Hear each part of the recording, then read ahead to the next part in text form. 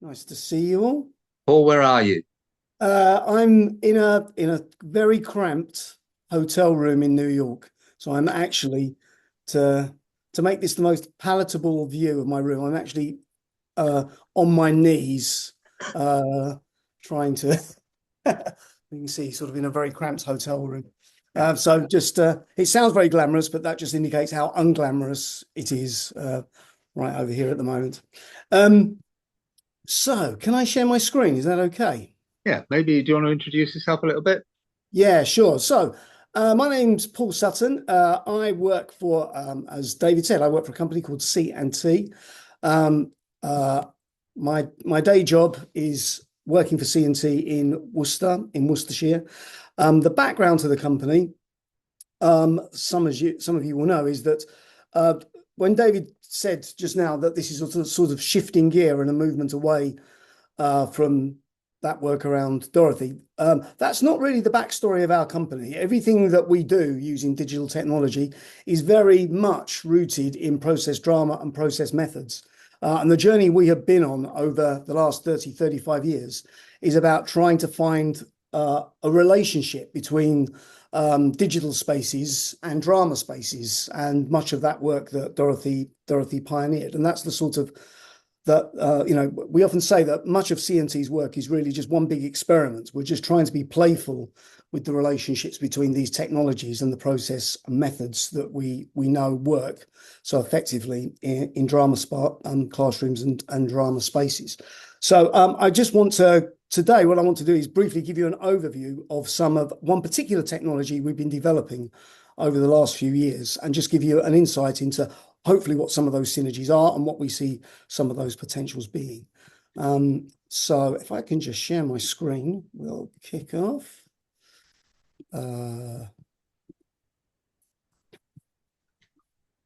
So that's us, C&T. Some of you will remember that C&T actually stands for collar and tie, as we were a theatre and education company many years ago. But the company's work, while still holding true to those values and those methods and those techniques, the company has progressed in terms of trying to explore that relationship between drama and digital technology. So our work focuses predominantly on children and young people. We do a lot of work with children with special educational needs, lots of young people within school and formal education context, but a lot of work with adults, neurodiverse adults and adults with learning disabilities. And a lot of our work obviously happens in school and classroom context, but it also happens in community venues and community locations. We're based in Worcester in the UK. We're an Arts Council national portfolio organisation. And as I say, the company's history goes back some 30, 35 years in that area of work. The company started using digital technology back really at the end of the last century. So we're not sort of one of those organisations that jumped on the bandwagon when COVID hit. We've been experimenting using digital tech for very many years. About 7 or 8 years ago, we undertake a sort of a gear shift in the way that we were trying to work. For a long time, we did, though we were using digital technology, we still worked and operated like a TIE company in many ways. We would create digital projects that would happen online and in classroom spaces simultaneously, what we now call hybrid working, though there wasn't that name for it back then. But we would create and make a project which might last 1 year, 2 years, that we would tour to different schools and different partners. But then we would kind of just almost like throw that project away, or sort of move on from that project and go back to square one and start a new project in a new area. About 7 or 8 years ago, we kind of thought to ourselves, look, why do we just keep going back to square one? We've developed these different methods of building synergies between aspects of process drama, classroom drama, and digital tech. Maybe we should try and build like a toolkit which allows us to kind of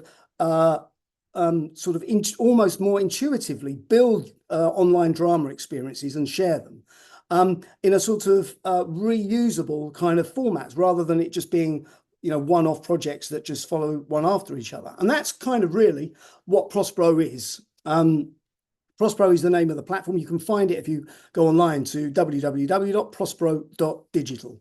So Prospero is a digital toolkit which is designed to enable creative teaching and learning, predominantly in drama, although we do have increasingly lots of other arts organisations, cultural organisations wanting to engage with Prospero in different kinds of ways.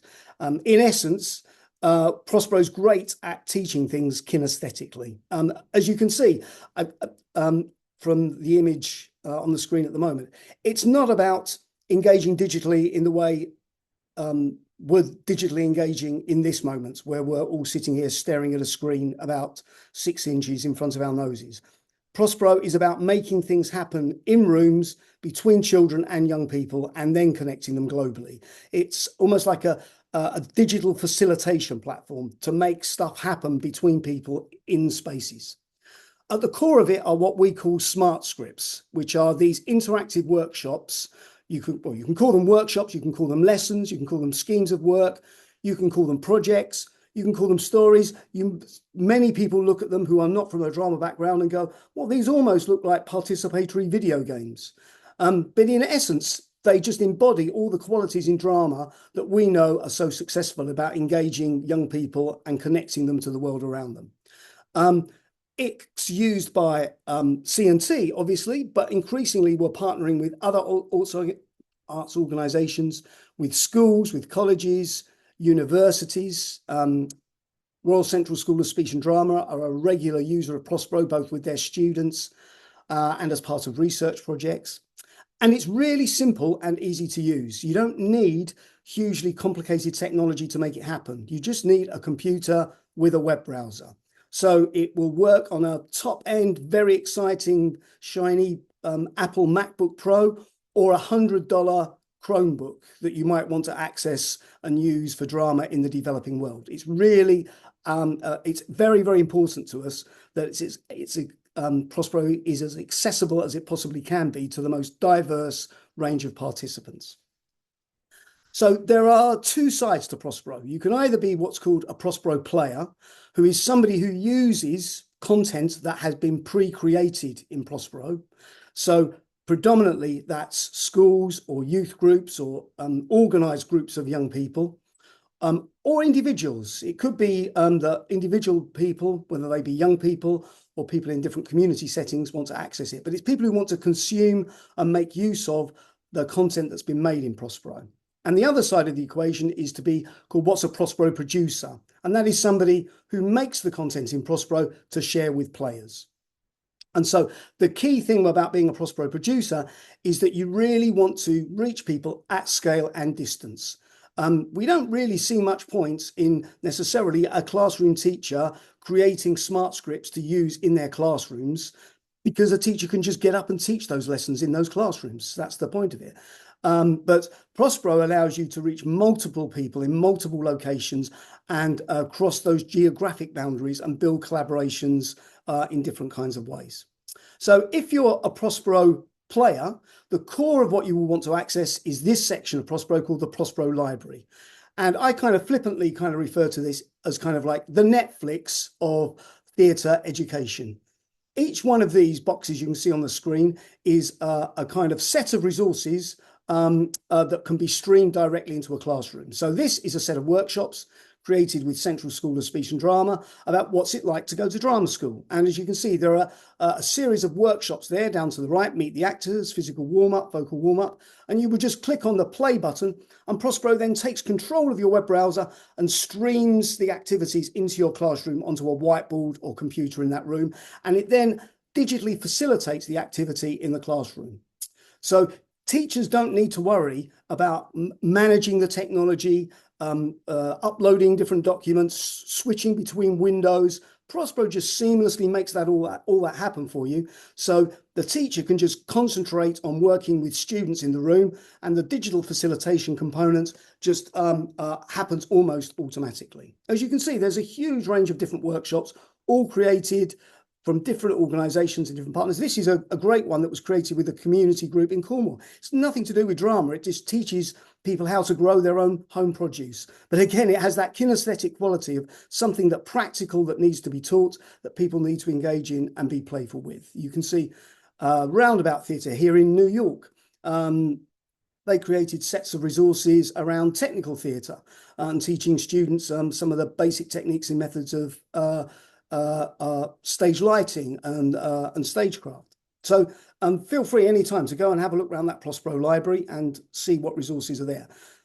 The second side, as I said, to Prospero is to be a Prospero producer, where somebody can wants to make those resources, like you've just seen, for themselves. So anyone can make content in Prospero. It is really simple and accessible and easy to use. You can either create projects, collaborations, which link schools together, schemes of work, and as I say, sharing them at scale and distance is the most important part of it. It's a great way of sharing expertise. So, for example, we've been in a long dialogue with an academy chain in the West Midlands, where across about 15 schools from North Staffordshire down to Birmingham, there's the head teacher of the academy chain has lots of different art specialists in different schools, but they're not able to get round all of the schools in the academy chain to share their specialism. But Prospero is a great way of enabling to do that, because one teacher in one school can take a workshop which all the other teachers in the other schools can then take advantage of. You can also use Prospero to enable your students to create their own portfolios of digital art and creative projects. And that's one of the reasons Central love using it, because their students can actually make their own interactive workshops or portfolios of work or documentation of creative practice and share that either with participants or with tutors or with lecturers. So this, I'm not going to drag you into the back end of the system of how it all works. But this just gives you a flavor that if you were a Prospero producer, this is the kind of interface that you would use. And again, it might look quite complex, but actually it's really straightforward. And essentially, it just builds on Dorothy's notions of sequencing. In fact, in the original version of Prospero, these workshops weren't called smart scripts. They were called sequences, because that's essentially all they were. Each one of these boxes on the screen is what we call a scene.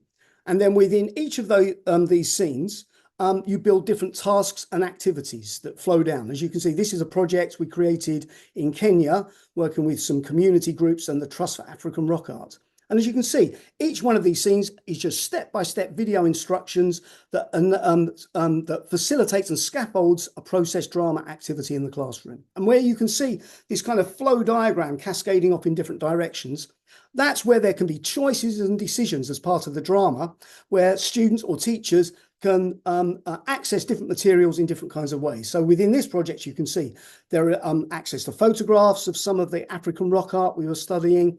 Some of it is drone footage. Some of them are more process drama-based drama activities. And these are quite binary choices here in terms of choosing options. But you can also build more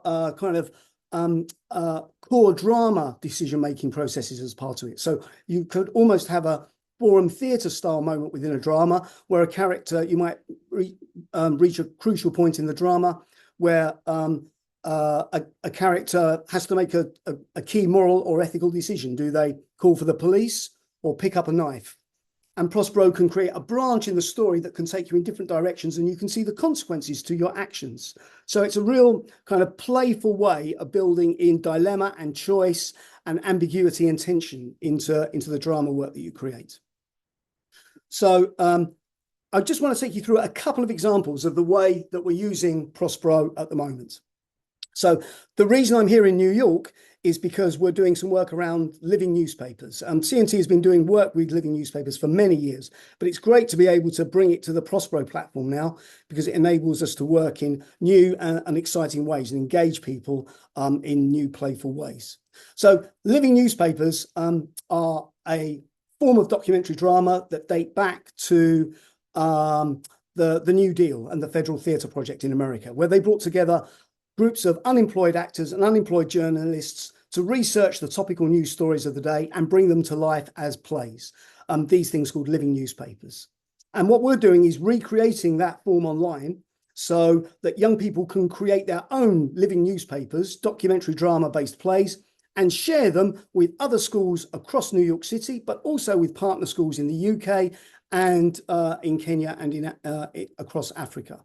So as you can see, there are here in this set of resources, you can see There are different workshops. There's an introduction to the living newspaper. There are 5 rules, which are a distillation of some basic documentary drama techniques.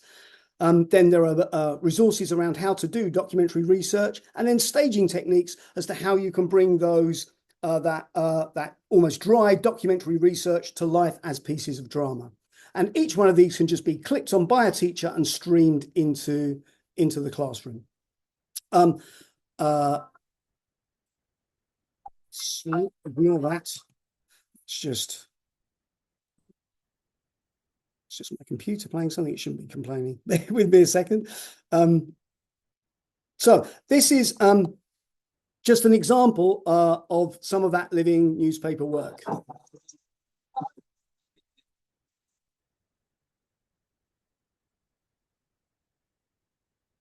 Five rules. Rule 3, juxtapose. Now, this sounds kind of complicated, but it isn't really. It just means putting different things next to each other. So you might record a funny song about burgers and then bam, hit the audience with some facts about heart disease. Or you might say film a scene about children fighting in a playground in front of a picture of soldiers fighting in war. Or maybe film a serious scene about exams and then switch it up with a funky dance number. So why do we do this? Well, it keeps the audience engaged and it makes them think harder.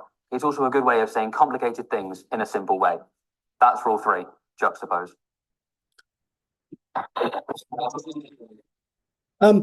Also, as part of the resource, we had access to a great guy called Dr. Derek Paget, who's one of the leading authorities on documentary drama and living newspaper work. And he was able to create a whole set of frequently asked questions about what living newspapers were and how they work. So students have the historical context to understand the form and its kind of its staging methods. So did you hear that sound okay on that? I'm just anxious from here that could you hear the sound on that last video? Yeah, we could. Yeah, cool. All right, then let's just have a listen to Derek giving us a bit. First thing to say was there wouldn't necessarily be a stage, certainly where the Russians were concerned and some of the small groups that formed all over Europe and in America. They'd perform wherever they had to. And they'd use placards to put up information. They use song and dance. They'd clear a space and just do their performance. If it was in a theatre, like the living newspaper, 1/3 of a Nation, which incidentally was seen by over 200,000 people in New York when it played there, they'd see singing, they'd see dancing, they'd see projections, they'd hear new technology, or new for the time, in something called the Voice of the Living Newspaper, which was like what they used to call a tannoy system. It was a loudspeaker system. So it was a kind of disembodied voice that suddenly boomed out to the theatre audience and answered questions, gave facts and information. If something came up on stage in a scene that led to a question, this voice would try to give answers and give statistics, information in order to clarify what was going on stage. So they'd see stage lights, they'd hear sound systems doing things. They'd see people singing and dancing. They'd see people transforming the stage from position to position just by a change of light that would focus you somewhere else on the stage and bring you to another scene. What they wouldn't see is naturalistic acting. No actor in this had to ask what their motivation was. They basically had a function on stage. They were functional, just like the technology was functional, all driven towards giving over facts and information in an entertaining way.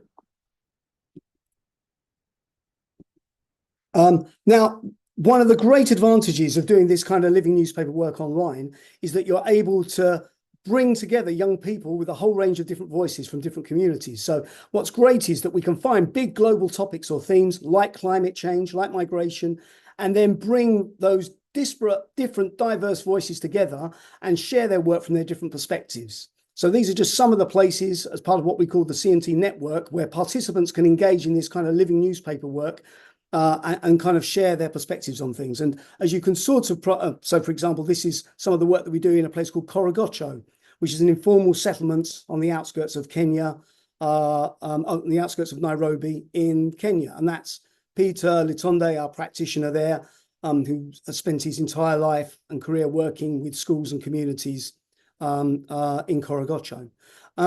But the ability to use living newspapers, when we were just talking in the previous presentation about that brilliant sense of urgency, being able to get young people to engage in important stories that matter in the world today. Of course, this was actually a few photographs from working in a New York school yesterday, launching the Living Newspaper Project. And of course, if you ask a group of young people yesterday in any school in America what the most important issues are for them today, you can imagine the issues that they wanted to foreground and put at the centre of their documentary drama and research. So it was a really powerful, moving day yesterday, working with some very thoughtful young people engaging in a really challenging time in this city.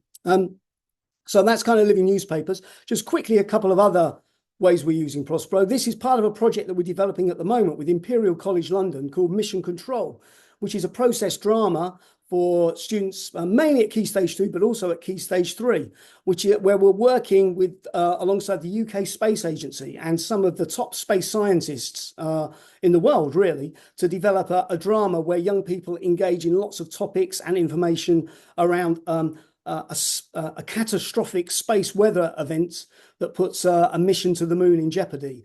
And the students have to engage in the drama and through Prospero to save the mission and save the astronauts who are on their way to the moon. And it's brilliant to be able to tap into such incredible experts who are fascinating to work with. It's been such a revelation working with these scientists who I thought when we were partnering with them that we might just become preoccupied with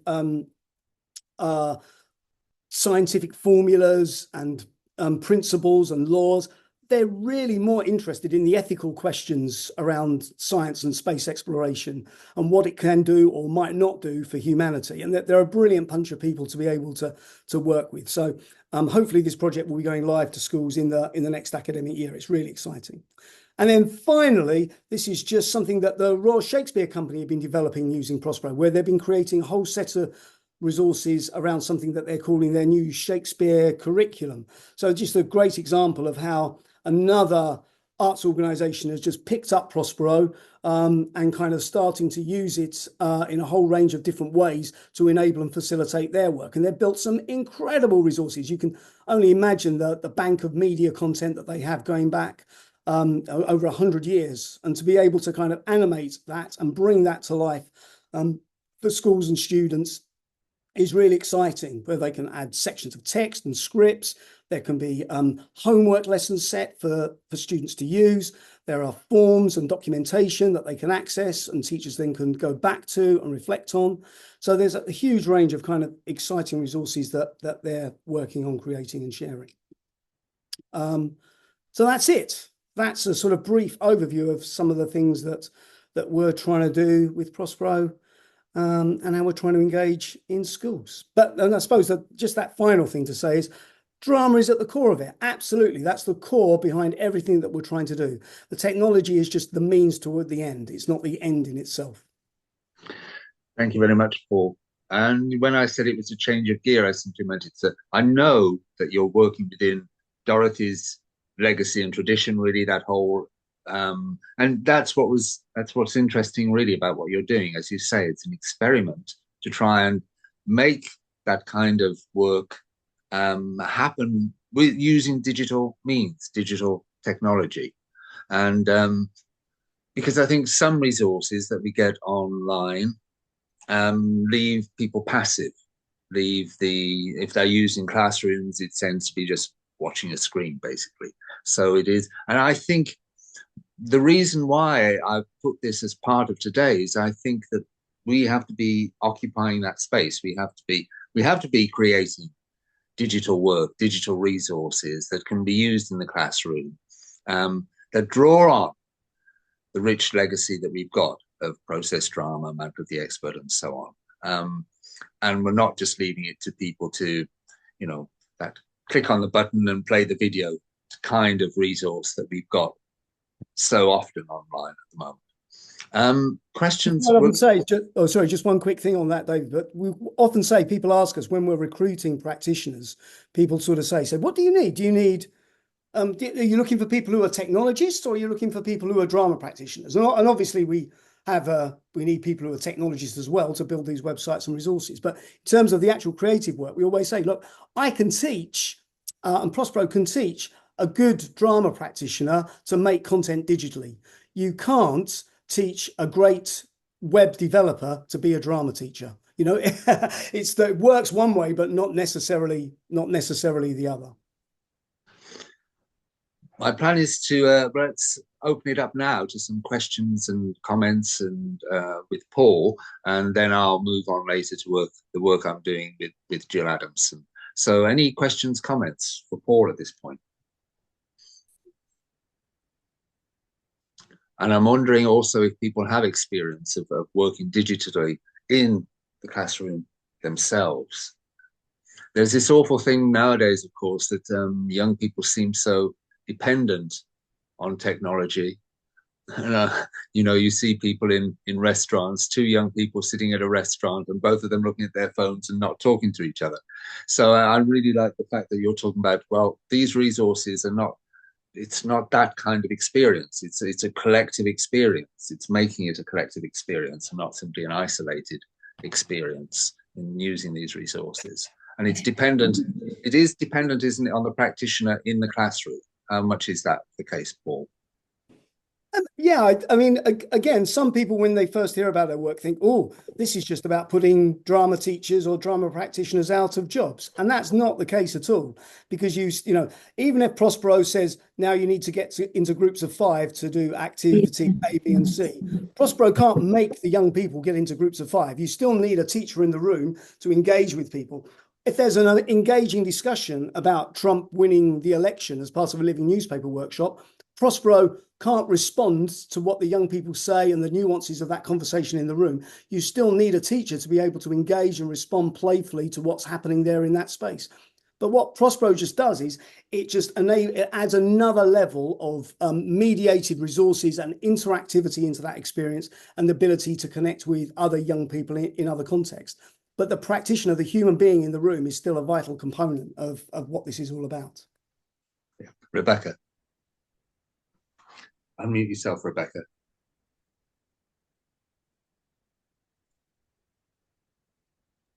Hello, sorry, it's me again and my mute button. So I'm in a room with my friend chemist who's flown in from Hong Kong for this event. So remarkably, we are both in the country and we are together. But Paul, we've been working together, well, we met in 2008. And obviously times have changed a lot, whereas, we used to be able to fly backwards and forwards and get together.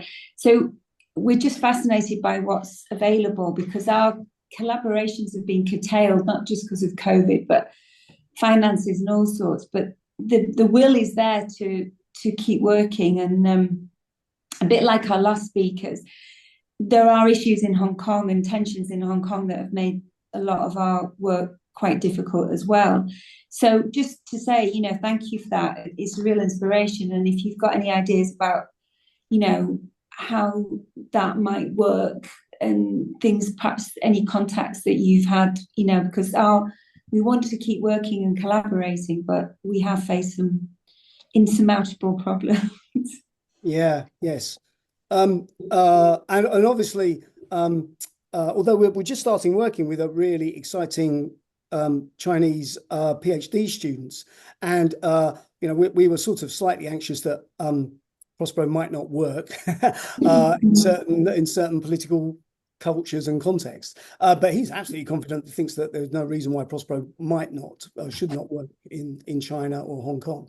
So yeah, and I think the other thing that's really interesting, you say that the world is shrinking through these technologies, which means that we can collaborate in different kinds of ways. And of course, although I'm a terrible example of it, obviously today, is that with climate change, it's a brilliant way of reducing the carbon footprint of this kind of work.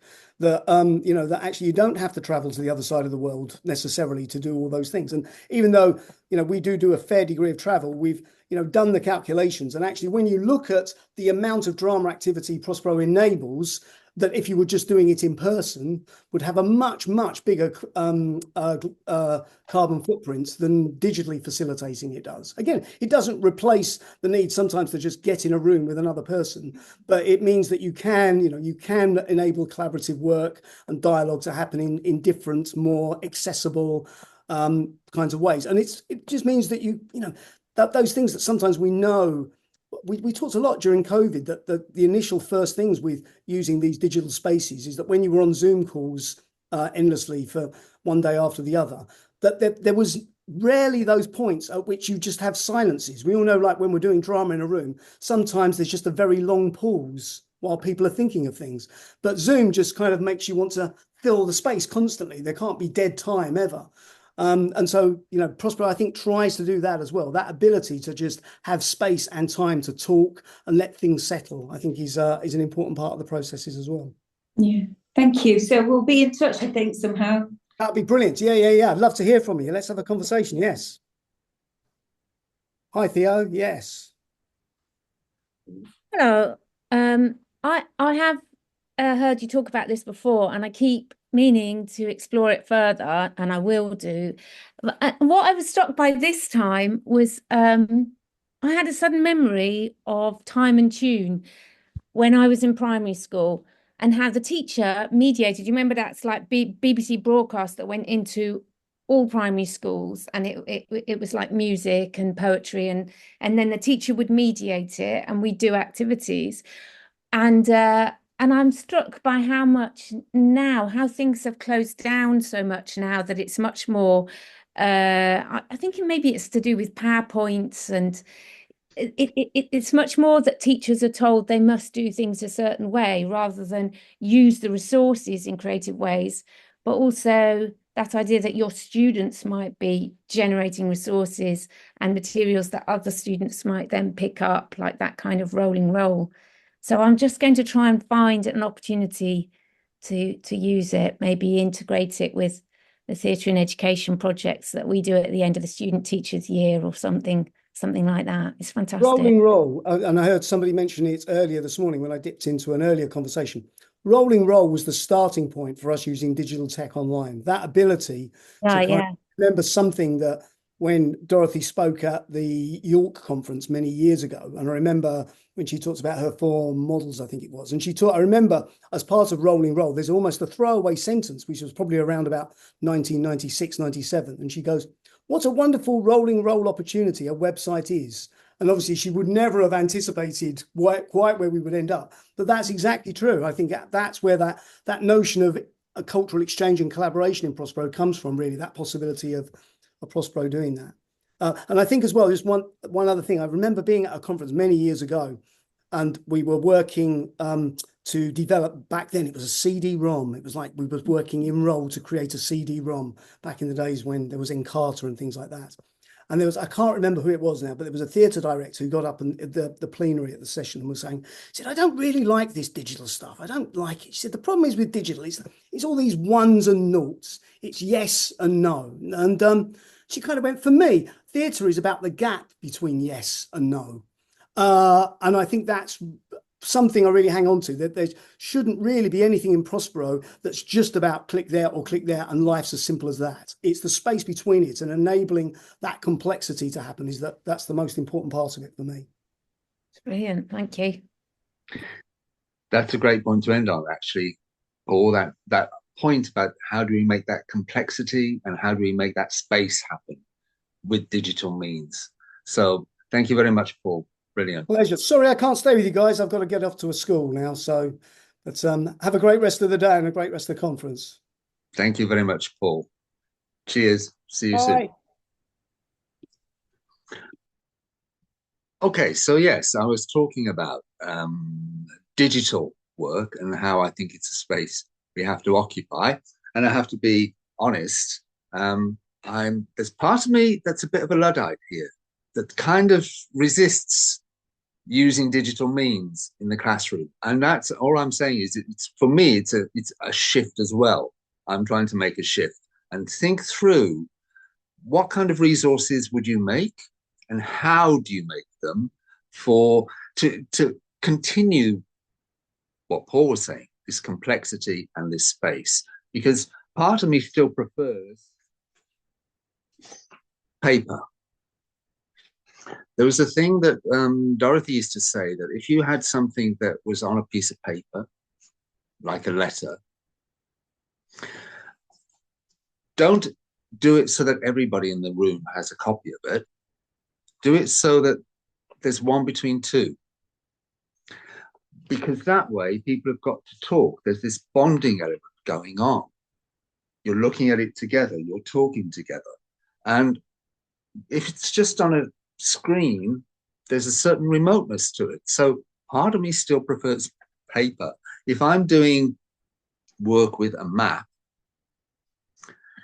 I like to have a map on the floor, a big copy of it, a big image of a map, where we can all look at it and we can all be adding things to it, writing on it, or adding bits of paper to it, because then it's a collective process. And if it's on the wall, if it's on a board, it hasn't got that same immediate physical interactive element to it. So as I say, for me, this is an interesting question about how we use digital resources in the classroom that is going to be part of complexity and creating the space and continuing that element that's so important to Dorothy of bonding. And any resources we create, I think, have to be part of, therefore, investigation. It's this question that Dorothy talks about, that what is it, what are we trying to do? It's about children should interrogate the world. They should be interrogating things, and that means an active inquiry mode rather than simply sitting back passively. And that's what we're talking about when we talk about agency and empowerment. And my concern about some digital resources online, and I'm not talking about Paul's work here, I'm talking about when you look at something online and it's basically a case of click on it, and then you sit back, you listen to or watch a video, and then afterwards perhaps there might be, the interactive element might be you answer a quiz, questions to see that you've remembered what you've just heard or watched. And that's why I think we've got to be in that space, and we've got to be creating materials that have that element in them of interrogate the world. And particularly, I'm looking at this in terms of Dorothy's conventions. So if you don't know, she came up with 33 plus conventions for drama work. And I'm looking at them and thinking, how do we adapt them or reinvent them for digital work? And some of them, a lot of them, in fact, it seems actually quite easy, because you're talking about the use of documents or letters or audio recordings of overheard conversations. You absolutely can adapt them very easily for online work. Chris? Yeah, just as you were speaking, I had the thought maybe it's not actually using them in the classroom live, but in the children's minds, they're very familiar with the different formats of digital response, like Facebook and Instagram. And some reflective modes can use those framings for their responses. So, okay, what would it be like if you were to have a Facebook page about this? It's a slightly different thing to having an Instagram submission. So that instead of actually using those, drawing on the fact that the children know about them to frame their work. Possibly. That's my absolutely. Yes. I was in a project once that we did, Jill and I did this, where we were, the children were running a market. And one of the tasks that we thought that they would do was create a website page for their market stall. There you go. There you go. That's what we thought, Chris. Right, there you go. And in fact, we did this in several schools. And yes, they would do it. They would plan their website page. We'd say, oh, well, we need to have a new website for the market because the old one is a bit old now, isn't it? Let's have a new one. And they would, yeah, that would be a task. And we thought it would be a way of building their investment and belief. There was one group we worked with, though, that when we said this, we want to develop the web page. They said, we don't want a web page. We don't want a web page. We're different. We're a different market. We like the live interaction with the with the customers. That's what makes us special. We don't want to be like Tesco's. And that started a whole thing. It was quite a shock to us that these young people were actually themselves Luddites and resisting the idea. Right. But absolutely, you can be using that kind of thing. Let's do a Facebook post about this or whatever. Absolutely true, yes.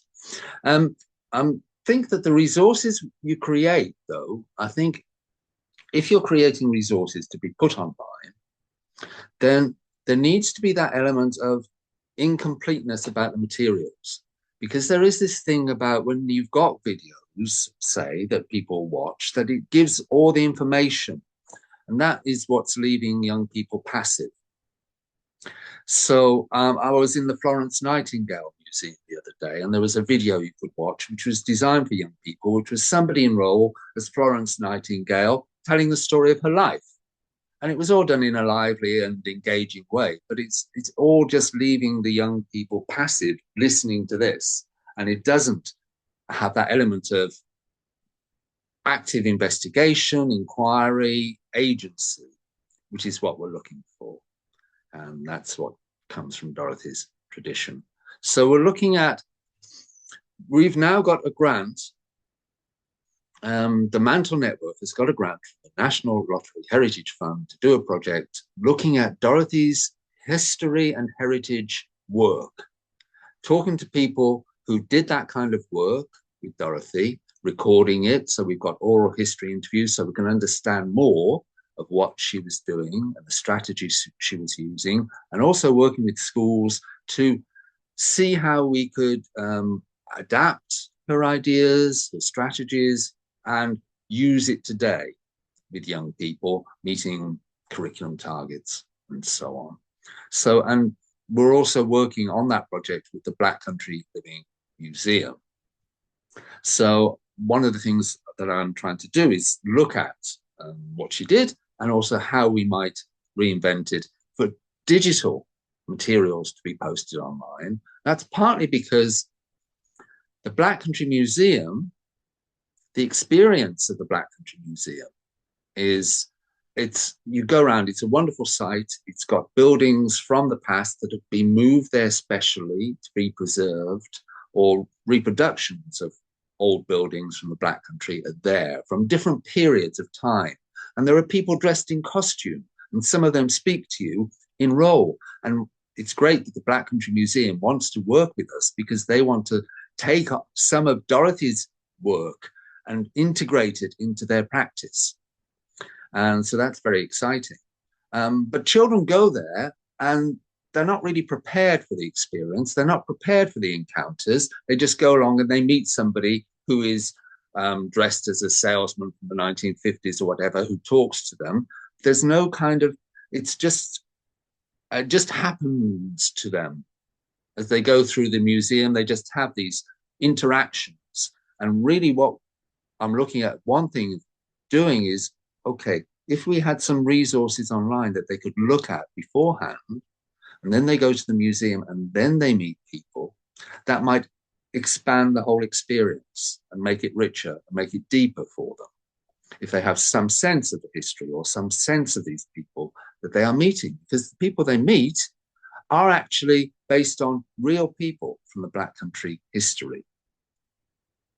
And we're starting a project now. Some people who are part of the conference over the weekend will see some of this work that we're doing.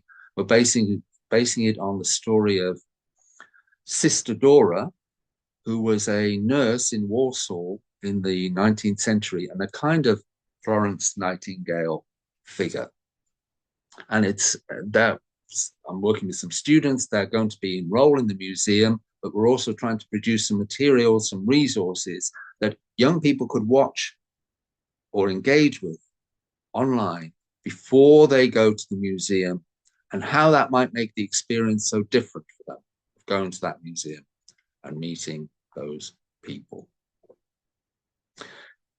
So,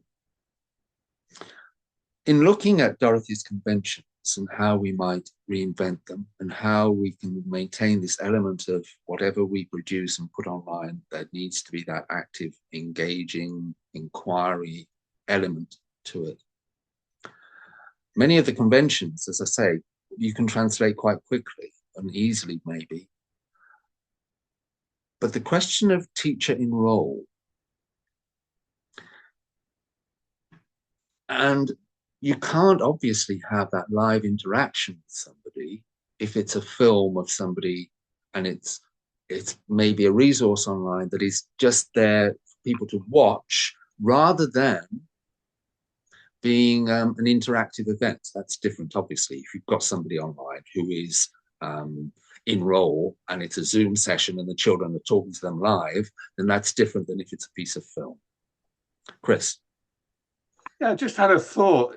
You know, in Mantle of the Expert, when you receive a letter, you know, the children receive a letter, could it be that they could receive an email on a whiteboard with an attachment indicating some Save the Whales or something, and that with a bit of advanced skill in handling a laptop and interactive whiteboard, the teacher could set up a figure who keeps sending them emails about a project, and he could ask them to devise the email in return on the whiteboard instead of working it all out on bits of paper on the floor and sort of doing it. But have that kind of interaction. You'd need a laptop that integrates with the whiteboard that we can all gather around, and the teacher says, how shall I phrase this? Shall I put an emoji in there or whatever? Using that medium might be one way. So you create this figure that's an online figure somewhere that is in the Antarctic or wherever they are, sort of communicating through, you know, and let's see if he's sent us an email today. Right, here we are. That might be a way of using technology, but you have to be quite skilled at setting up email addresses that actually worked and could be sent to and from. But that's my contribution at the moment anyway. The idea of being in communication with somebody in the Antarctic and you're sending emails back and forth, that could be, I mean, there's an excitement in that, isn't there? Absolutely. In fact, I'm teaching a course at the moment with Schuber and the Online School of Drama, and I was talking to them, because this is a training course in Mantle of the Expert, and I was talking to them about the commission letter and how it's usually in the form of a letter rather than an email or a voicemail or whatever. And because I was saying, well, you know, again, it's that thing of it's concrete, it's paper, and you can have one between two, and you can write on it, and you can print it up on the board, and it's there throughout. And somebody on the course said, well, I'm sure that young people nowadays know what a letter is. I thought, yeah, okay, well, maybe that's true. I mean, I said it could be an email, and they said, well, I'm not sure they know what email is. A lot of young people nowadays. I don't know. That's true as well, yeah. Absolutely, you could have this link with somebody by email, and I was saying, well, maybe it could be that there's a PDF, a letter that's linked as a PDF, and that could be printed off. So there could be a combination of the practical, the sort of printed, and the technology in some way. If you still want to have things that are printed as well. Schuber says, yes, I said that. Okay, so yes, looking at this question of teacher in role, and how you could create maybe a video that would be more than just simply something that people would sit and look at and get the information from. So I was thinking about how we might do that. And that's when I had a conversation with Jill Adamson. Jill, do you want to just unmute yourself and introduce yourself? Yeah, can you hear me okay? Yes. Yes. Okay, so I'm Jill Adamson, and David and I have worked on and off for a long time now. I was fortunate enough to do projects with Dorothy as part of the planning process many years ago. I'm a qualified primary school teacher, but I've kind of tried to put drama work and teaching together, sometimes, you know, working part-time in a role in a school. I've kind of sort of semi-retired now, to give myself the freedom to be able to come and go again, having done a 6-year stint full-time in a couple of primary schools in the Black Country, which kind of brought frustrations, and a lot of the things that have just been said were kind of, you felt like, oh yes, well, we know this, why aren't we already doing this? And things like, I'm just thinking about what we were saying earlier about not giving too much, so the children just sit back, because I've witnessed hours and hours of the children just sitting back, and a little bit of what I think Theo said about the sense in which the teacher needs to be a lot more active and to get them to be active, not just to have these things happening to them almost. So yeah, so my background is very much kind of drama and education, trying to pull the two things together. Is that enough of what you need to? Yeah, great. So yeah, talk to Jill just made me think about, there was some years ago, many years ago, I did a training weekend with John Fiennes. John Fiennes worked a lot with Dorothy, and his specialism was history. And we had a weekend in a hotel in Clacton-on-Sea in the middle of winter, where the weather was horrible. So there weren't any tourists anymore. It is a tourist town, but it was in the middle of winter, no tourists around. And we were all drama teachers from Essex. And this was all arranged by the drama advisor at the time. And we took over the whole hotel. And John Fiennes had this wonderful idea for a drama, that what we would do was, he set it up that we had to imagine that it was the eve of war in 1939. And before war broke out, there was going to be a last-minute attempt to make peace. And there would be a secret peace conference involving members of the Axis, the Germany, Italy, and also members of the Allied powers, that would be meeting in secret in a hotel in Clacton, the most unlikely venue you could imagine, but that's precisely why it was chosen for this peace conference. And we were all going to be enrolled as people preparing for the conference. So we were all in different groups, and some people were archivists recording all that was said or all the documents that were produced. A group was looking after arrangements in the hotel for the meals and where people would sit at the meals. And I was involved in a group who were creating the agenda for the conference. Not the conference itself, but just the agenda for it. And there were 4 drama advisors from Essex who were in role as representatives of the Allied and Axis powers, who were there to try and agree the agenda and prepare the way for the actual government representatives who would be meeting in secret. Fantastic idea. And there was on Saturday afternoon, John had scheduled like a meeting for an hour or so of the agenda committee with the representatives of the different powers in the bar, where we would thrash out the agenda for the meeting. This was a drama encounter.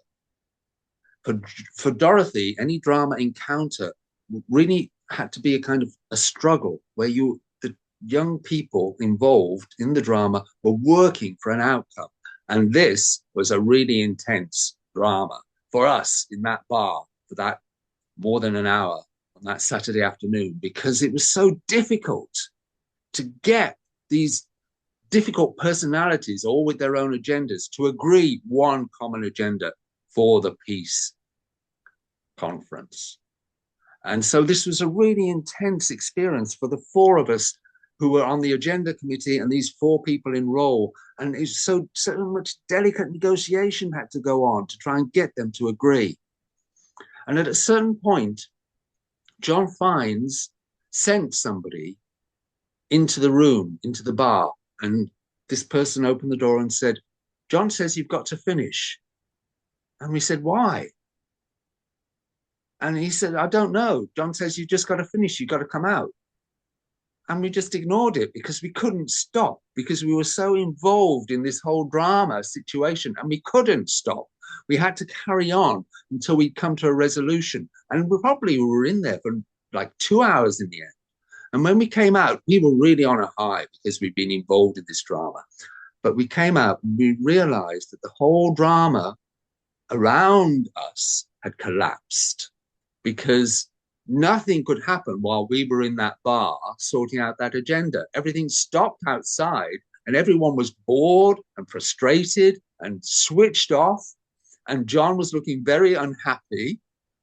And he decided that he would end the drama for the day at that point, and we would all go off and just have a nice time and have a drink and have some food. And then he'd pick it up the next day. And when he picked it up the next day, he asked us to think that it was now many years later, 45 years later or whatever. And now people were researching the story of what happened in the lead up to this peace conference. So now he asked us. I was one of the people who was asked to, I was interviewed like there was an oral history interview. I was asked to talk about what happened in the lead up to that peace conference, with the proviso that it's now 45 years later and I wouldn't remember everything. There would be some things I would remember, some things I didn't. I'd be vague on some detail. And so it would not be like just me sitting there saying, "Oh yes, we did this, we did this, we did this." There had to be this element of, I was struggling to remember some things. And this just gave me an idea of one way you could approach a kind of doing a teacher in role film online. It's just one option, is not to interview somebody like you're hot seating them and saying, "Okay, what did you do?" and all that, where somebody's just telling their story. You could bring in this element of, well, what if it's somebody years later looking back and they don't remember everything? Maybe that would open up this element of, well, the young people have to engage with this as a resource where they're not getting all the answers. It is a stimulus to further inquiry and investigation. It's one option anyway that I've thought of as a way of kind of reinventing that convention of teacher in role as an online resource and keeping that element of investigation, agency, inquiry that you want from the young people. So Jill, we talked about just one as an example, didn't we? Which is the idea of, well, do you want to explain what idea you came up with? So we talked about the idea of somebody who had been evacuated just as the Second World War kicked off, just because I felt I knew enough about that to feel confident. Because the more we thought about it, the more it became more important to me that although this person was going to have forgotten a lot and struggling to recall really good detail, I needed to know what that good detail would have been. And similarly, when I kind of thought about it, I also thought, because of the way the world has been opened up, when we work with young people, you're very aware that they're a Google search away from things. I also thought it needs to be a real thing that's happened.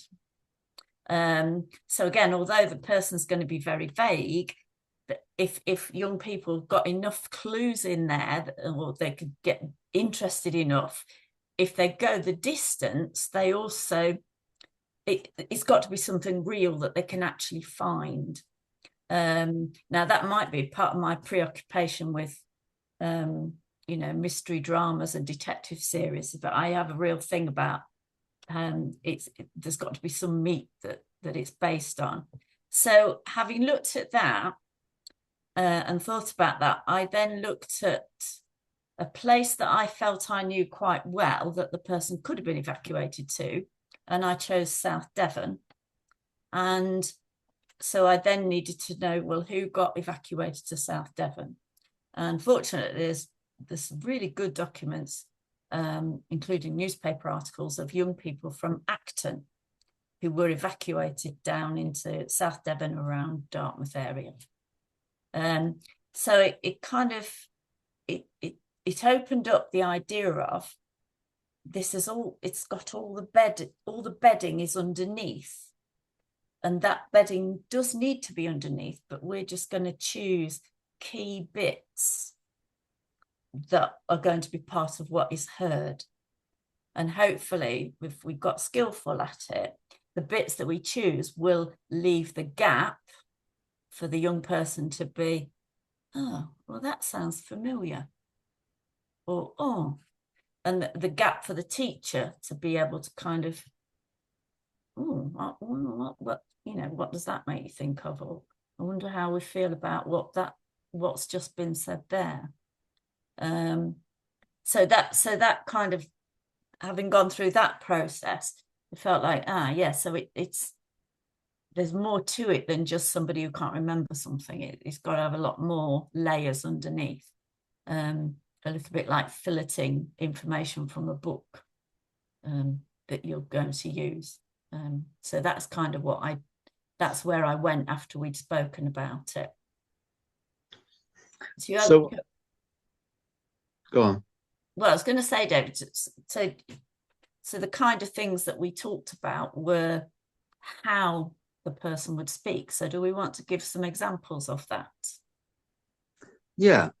Do you want to, I mean, we've got your document that you produced, or do you want to give us a bit of role work yourself now and talk as this person who remembers being an evacuee? Yeah, I mean, I can sort of half looking at the document, half doing what I can remember and still. So I thought that there would also be an arc to it, a sense of beginning and an end as well, which I thought was important. So I do remember we had a list of things that we had to bring. I can't remember exactly what was on the list, but everything had to be clean. I remember that. I do remember that. And I think we must have had the list given to us at school. Yeah. And we had to sit and get it all ready the night before. So I kind of thought that gives a chance for that investigation of what were they taking.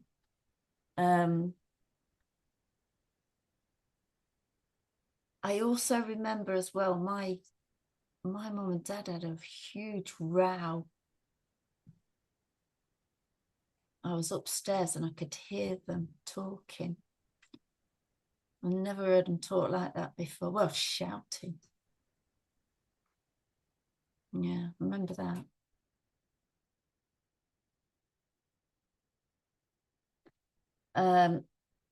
And then I was thinking, okay, so then we kind of moved to the actual train and moving on to the train.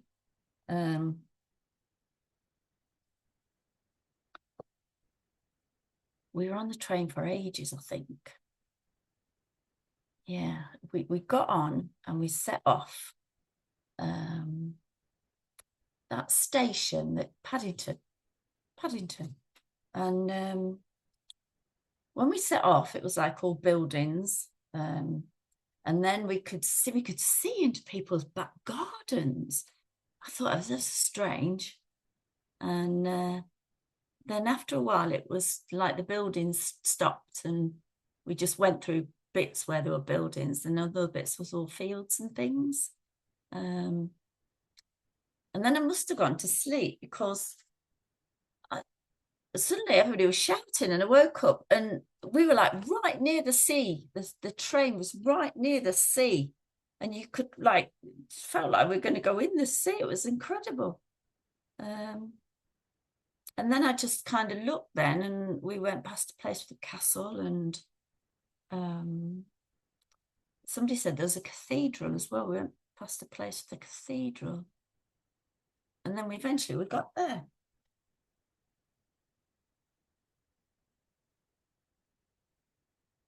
Okay, so what I was kind of hoping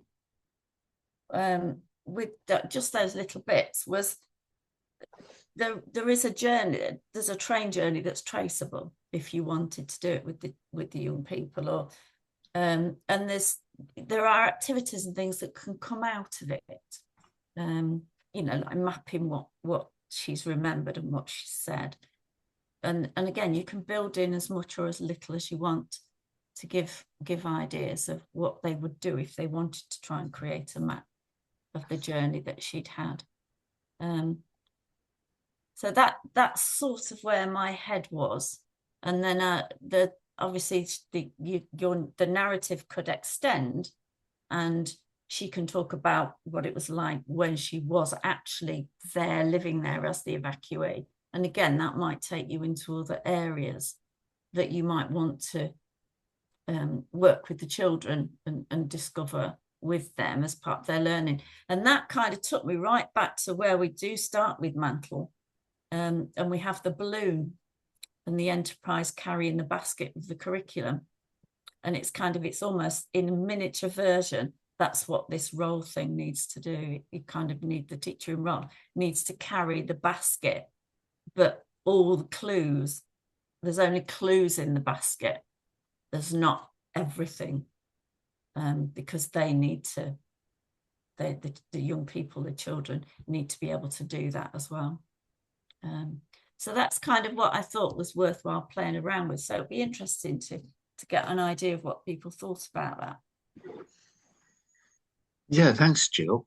So what was just the shouting bit with the parents? What was the thinking behind that bit? Because that was intriguing, but I'm not sure where that was. Where were you thinking? So I remember, David, you and I doing something in school with you. I think Yona was there as well. They were doing something around the Second World War, and you and I sitting outside an air raid shelter, having a very heated discussion in role as the mother and father of children, who was whether we were going to send them away or not. Because obviously that would have been a huge thing for families at the time. And also I was thinking as well, I was reflecting a little bit on what Yona said this morning about getting behind the fact that the young lad who said he felt like he got behind the fire of London. He got behind, he got underneath it, or whatever he said. And I thought, yeah, that's it, isn't it? You need to get deeper into things, because every child, I'm sure, is things that fairy stories explore, isn't it? To do with, when your family world is shattered, or so we play it safely out in things like Hansel and Gretel, don't we? So that would give you a little element. What were they arguing about? What could they be arguing about? Why would they be arguing? So just opening up those little moments. Thanks, Jill. We're going to have to stop in a minute, but I mean that is the case of trying to create something that would be open and unfinished in that sense, that it would invite inquiry, further inquiry. And I mean, one of the things that immediately occurs to me is, okay, if you've got resources like this, what is the frame or point of view of the young people going to be? Who are they? Why are they trying to find out about this person? And what is their purpose in creating the map or whatever? Why do they need to know? So that's the other element, of course. That's the other side of it. And if it was putting resources online, I'm wary of creating kind of schemes of work, where you say, oh, the children will be in this frame or that frame, and you're stipulating, you're telling the teachers what to do and how to use these resources. And yet, of course, you also want them to come along and say, this is a useful resource, I want to use it.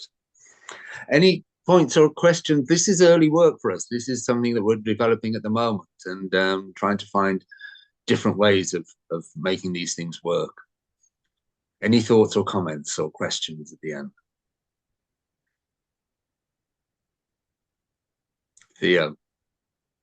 Yeah, I love that idea of the memory and not quite, you know, the pupils filling in the gaps.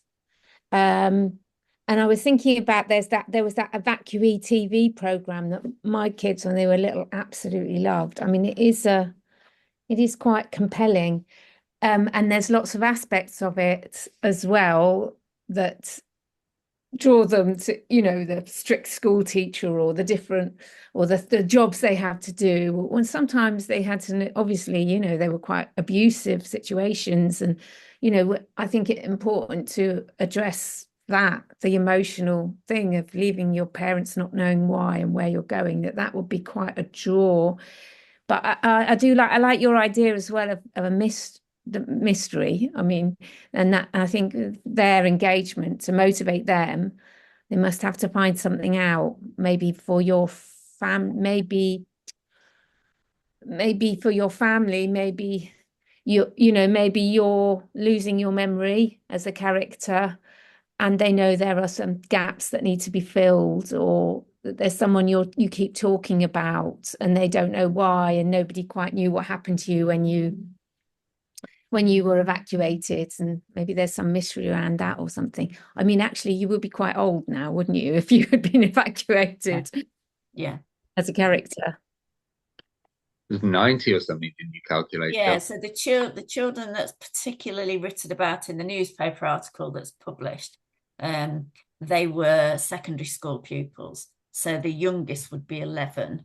So she'd be 96 now. So yeah, so she would be. Yeah, I mean, that's the need to find it out is the other thing that you'd have to think quite carefully about. I mean, as Dorothy always used to say, what the enterprise is really important, and she would always go a million miles away, perhaps. And just with you talking then, the whole dementia thing is very, very. With the evacuees, there's another interesting concept of children that have gone away and so much loved it. They don't want to come back. And when they do come back, it's, 3 years, is it? Something like that. Maybe 4. That their parents don't recognize them because they've grown up, and they don't really recognize, there's this adjustment, because you hear these cases of soldiers, being called up and going off to war, and then coming back, and they can't fit in to everything, and marriages break up because there's a sort of strangeness injected into the life. That's a very interesting area, I think, of people who should know each other no longer knowing each other. It's really, really quite nuanced, that. Just struck me about that. Absolutely. That would be fascinating to explore. Yeah. Comment from Elaine. She says she loved Jill's mantle teaching role description. Thank you. Really helpful to see how she used it so precisely and beautifully. I'm a trainee teacher. Yeah, thanks, Jill. Well, yeah, I mean, what's striking me is this whole business of using drama elements to get beyond and behind the facts. That was Yona talked about that with the Fire of London, what's behind it, and what you're talking about there, Chris, what's behind the experience. It's about using drama, I guess, with history to get into that other world and into the mind, the headspace of people who were in that world, really just trying to get your head around all of that. Just that kind of experience exactly that experience you were talking about, Chris.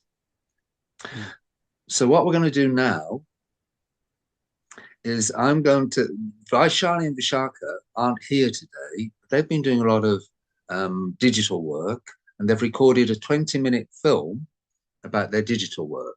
So I'm going to play the film now about their digital work, and then we're going to come back in UK time, it's 3:30. And we're going to be having a workshop with Theo's students and with Cecily O'Neill. So you're welcome now to watch the video and then join us again at 3:30. So thank you very much, everyone. Thank you, Jill. And see you all soon. Hello, good afternoon. Hello. Thank you for having both of us over here with all of you. We are sorry we couldn't be live with you online. However, we are now recording at our new Joy of Drama office. So we just had our inauguration party. In New Delhi. In New Delhi, yes. And these are the garlands from yesterday's party.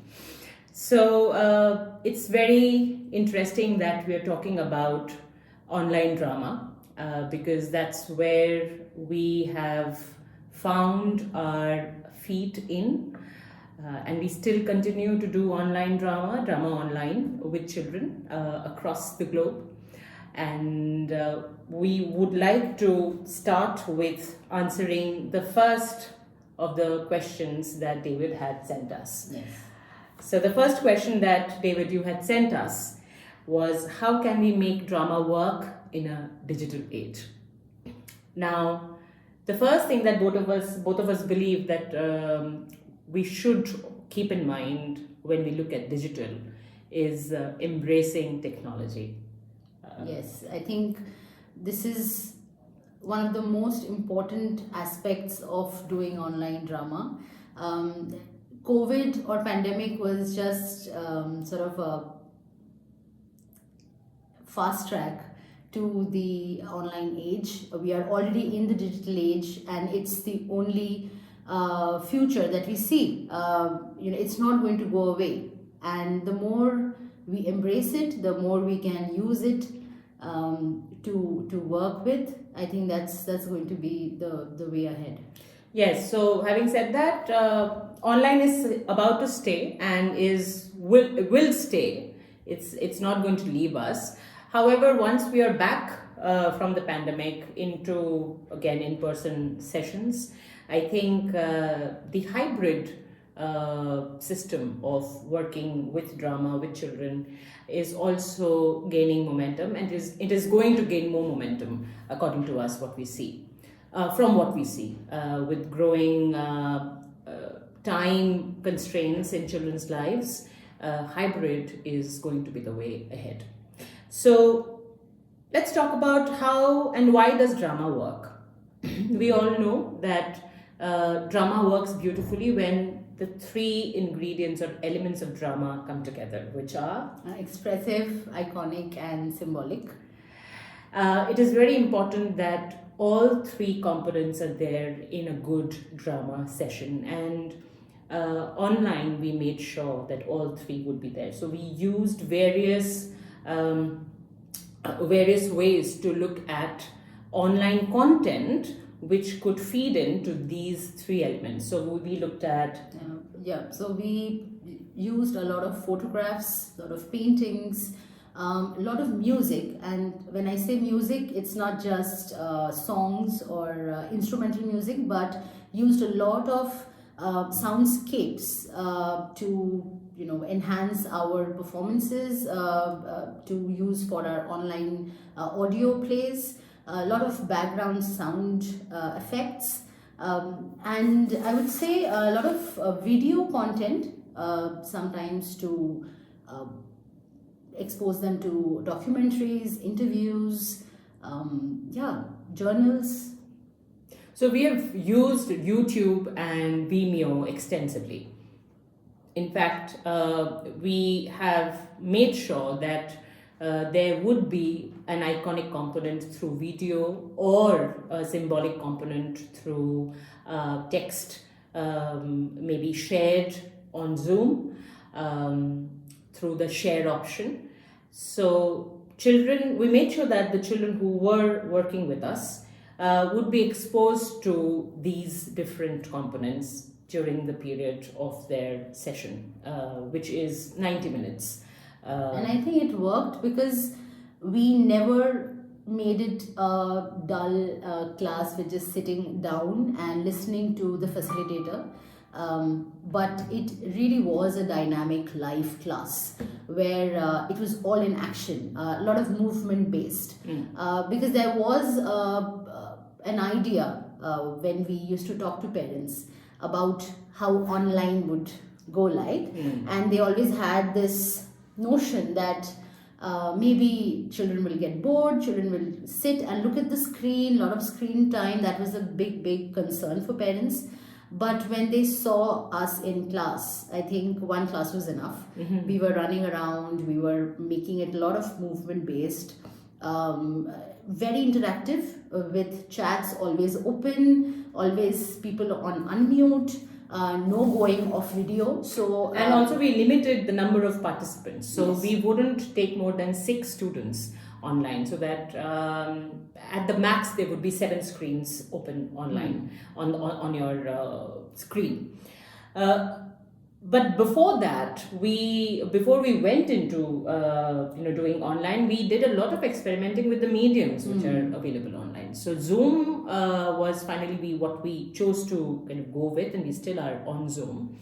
But before that, we looked at Google Meet. We have also looked at Skype, but Zoom worked best for us because Zoom really made an effort to listen to educators during pandemic. So I remember Vishakha having a conversation with somebody from Zoom who wanted to take a feedback from us and also know what else could they develop at their end to make our teaching process easier.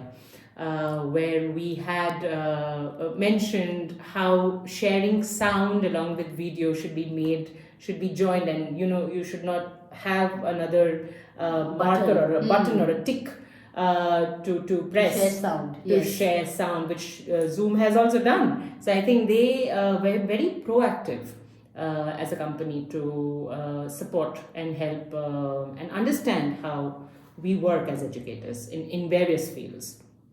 So and the second thing that we did was that we took a professional account. Yeah. So we had 9 professional accounts in 2020, which has gone down to 5 right now. But we had 9, so all of us had professional accounts, so that we didn't have to bother about the time anymore. We were not worried about that the meeting will get over in 40 minutes. Yes. So that gave us a lot of, it empowered us, gave us a lot of space to play around. And not just with classes, but also with the professional development courses that we ran all through the pandemic. And even now, because we have a lot of online facilitators joining us from Mumbai and Bangalore and Hyderabad. Yes. And that really helped us because doing a professional development ongoing process is really important because we all know that why. So I think that has helped us a lot because we've had long sessions. We've had day-long workshops with breaks in between, and I think the professional accounts have helped all of us. Yes, and I'll go on to the next question that David had shared. You had shared, David, about what kind of digital resources can we produce or have we produced. So to be very frank, we have produced digital resources which have actually helped for professional development of teachers. More so than working with students. So we would never make video content for children. We have not done that. So there have never been short classes which we would share.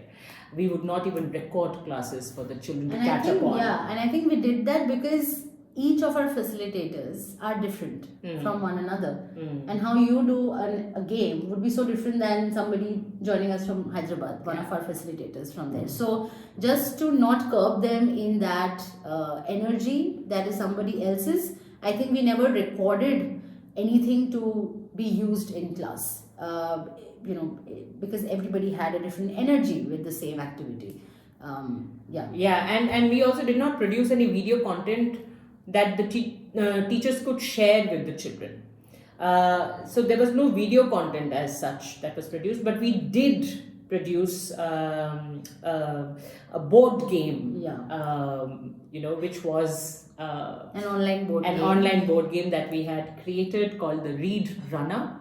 And it was just like any, online. Snake and ladder, in that concept of having a dice and going forward with the game. And it was, I think, more so to encourage literature into the classroom, putting in a little bit of element of energy and fun, and this was only meant for children who were between the ages 10 and 12. So we really had a lot of fun because they would know, that we are playing this game, but at the end of it, essentially they're developing their vocabulary. However, the digital resources that we have produced, which our teachers and other teachers across India have used, because we have during in the last 4 years since pandemic set in, we have almost trained over 200 teachers who are not from Joy of Drama but outside Joy of Drama. So we produced radio plays for teachers, which were actually done and performed by our students. We also have recorded live video plays, which the teachers used as their reference material when they were designing their class, or they wanted to learn a little bit more about how they could create digital productions. Then we ran this unique game show called Smokes and Mirrors, which we created PDF case files of. So that was there. And then two very important talk shows that we have hosted. So during the pandemic, we hosted this talk show called Method in Madness. This was essentially for teachers and parents about development and growth of children across genres. So it was not just education, it was medicine, it was also art, it was understanding also, money. Finance. So a lot of people who were from different walks of life came in and we interviewed them. And the one that we have recently launched is Drama Beyond Performance. This is again aimed at teachers whom we want to engage with drama beyond just the act of the acting part of it, the art of performance, but looking beyond it and looking at how drama can actually move you and shape you as a person. Going forward, we imagine that there could be possibly a game like Fortnite or like Minecraft, where children can build worlds, because that's what they do in Minecraft. They build worlds and then play there, where they could build these worlds, and there is an opportunity for the facilitator and the other participants to join it online from wherever they are in the world and play it like a game. There's nothing. There's nothing against the fact that games are very addictive for children, but we wanted to go into the core of it. That why is it addictive? Because there's a lot of abandon in a game which they play, so they can create whatever they want to. There's a lot of freedom in it. And that's why probably children like doing that. And there's also this whole aspect of winning and losing. However, if we can create games which can be played by the facilitator and the participants, I think that can be incredible actually. Moving on, it's already 13 and a half minutes, but quickly we'll move on to the last question that you had shared with us, David, is how can we adapt drama strategies and conventions for online work? I think Vishakha is the right person to talk about that, because she's the one who's learned Mantle online. and has conducted several Mantle projects online, and we are still doing it. She's still doing it. So yes, Vishakha. So yeah, thank you for mentioning Mantle, because that's one thing we learned online. Yes. So that never sort of was a hurdle to me or to Vaishali or any of our facilitators to think of, oh, how do we do it online? Because it was introduced to us online. So the struggle was the other way when we came in studio. But moving on, when we're talking about conventions and strategies and how we used Zoom and its different applications inside this bigger application that we used, and as we mentioned earlier, Zoom kept on updating its features, and that really helped us. With the avatars coming in, with the new makeup coming in, that really helped us. The immersive, the immersive view. Spotlighting was always there. So I'll just quickly, we've made some notes on what we've used. So to start with, the one thing that we I could say that was our challenge was that we did not have a co-facilitator in our classroom because we had to keep it short. We couldn't afford to have 2 facilitators for a 6 children class. So we learned how to jump in from the teacher in role to teacher narrator to teacher facilitator through using these Zoom features. For example, if I was transitioning from in role to narrator, I would quickly rename myself. So for that, we really had to move our fingers, down here, like doing our stuff, and still keeping the role intact of a facilitator or a narrator or the role. Changing backgrounds was something that really helped us. I remember we were doing this museum visit, one of the museum visits in UK, and I had downloaded a background for myself, and then in a moment when we were all visiting it, they all wanted that background. So they asked me to send that image to them through chat, and they would download it and then put it. So the fact that they knew that it's a background that ma'am has downloaded, but the belief in the drama was so high and so strong that all that prep work was they were so engaged in that prep work, and they would use it. They would use those backgrounds. So renaming was one thing that really helped us transitioning from role. There's another thing that I used to use. It was very funny. I'll just show it to you. I would just take my thumb and hide the camera, and then I think we did that with our Wonders batch, yes, which is our youngest batch, 4.5 to 7. And they loved it, absolutely.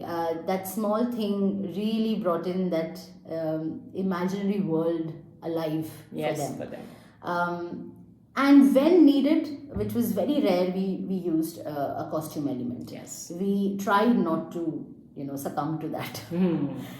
Going forward, when the conventions around forming effigies or working with effigies came, spotlighting, one of the features of Zoom, really helped us. So when me as a facilitator, I was going into a freeze frame, then I would spotlight myself.